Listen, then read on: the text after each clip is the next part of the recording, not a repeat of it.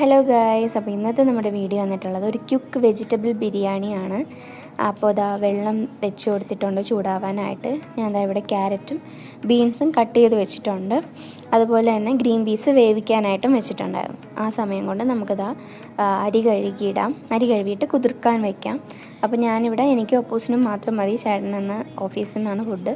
അതുകൊണ്ട് നമുക്ക് വേണ്ടിയിട്ട് മാത്രം അരക്കപ്പ് അരിയാണ് എടുത്തിട്ടുള്ളത്. ഇന്ത്യ ഗേറ്റിൻ്റെ അരിയാണ് എടുത്തിട്ടുള്ളത്. അപ്പോൾ ഇതാ വെള്ളം നല്ല തിളച്ച് വന്നിട്ടുണ്ട്. ഇനി നമുക്ക് കുതിർത്ത് വെച്ച അരി അതിലേക്ക് ഇട്ട് കൊടുക്കാം. ഞാനൊരു 10 മിനിറ്റൊക്കെ വെച്ചിട്ടുണ്ടായിരുന്നുള്ളൂ, കാരണം പെട്ടെന്ന് തന്നെ വെന്ത് കിട്ടും. അതുകൊണ്ട് നമുക്ക് വലിയ ഇത് വരുന്നില്ല.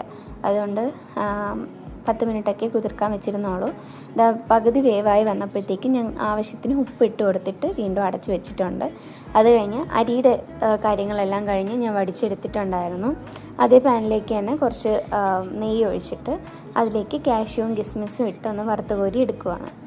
അങ്ങനെ വറുത്ത് കോരിയൊക്കെ എടുത്തിട്ടുണ്ട്. അതിലേക്ക് തന്നെ കുറച്ചുകൂടെ വെളിച്ചെണ്ണ ഒഴിച്ചിട്ട് നമുക്ക് നേരത്തെ കട്ട് ചെയ്ത് മാറ്റി വെച്ചിരുന്ന ക്യാരറ്റും ബീൻസും ഗ്രീൻ പീസും കൂടെ ഒന്ന് വേവിച്ചെടുക്കാം. ജസ്റ്റ് ഒന്ന് സോട്ട് ചെയ്തെടുക്കാം. അതിന് ആവശ്യത്തിലേക്ക് ഉപ്പും കൂടെ ഇട്ടിട്ട് ഒരു 2 മിനിറ്റ് അടച്ചു വെച്ച് വേവിക്കണം. 2 മിനിറ്റ് കൊണ്ട് ആവശ്യത്തിന് വെള്ളമൊക്കെ ഇറങ്ങി ജസ്റ്റ് ഒന്നതൊന്ന് സോട്ടായിട്ടുണ്ടാവും.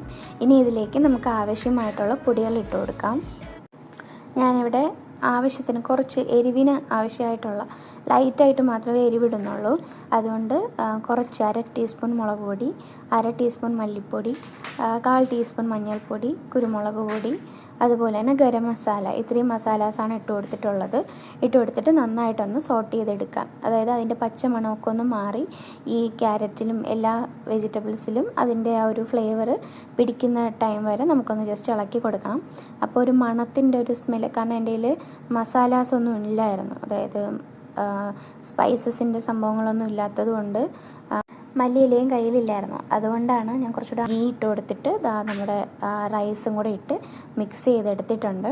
അതിലേക്ക് ഏറ്റവും ലാസ്റ്റ് കാഷ്യൂസും കിസ്മസും കൂടെ ഇട്ട് ഒന്നും കൂടെ ഒന്ന് മിക്സ് ചെയ്ത് ഇട്ട് വരുമ്പോഴത്തേക്കും നമ്മുടെ ബിരിയാണി സെറ്റായിട്ടുണ്ടാവും. ഇതിൻ്റെ കൂടെ സാലഡും പപ്പടവും കൂട്ടി കഴിച്ചാൽ സെറ്റായിരിക്കും. അപ്പോൾ ഇന്നത്തെ വീഡിയോ ഇത്രയേ ഉള്ളൂ. വീഡിയോ ഇഷ്ടമായാൽ ലൈക്ക് ചെയ്യുക, ഷെയർ ചെയ്യുക, സബ്സ്ക്രൈബ് ചെയ്യുക. ബൈ.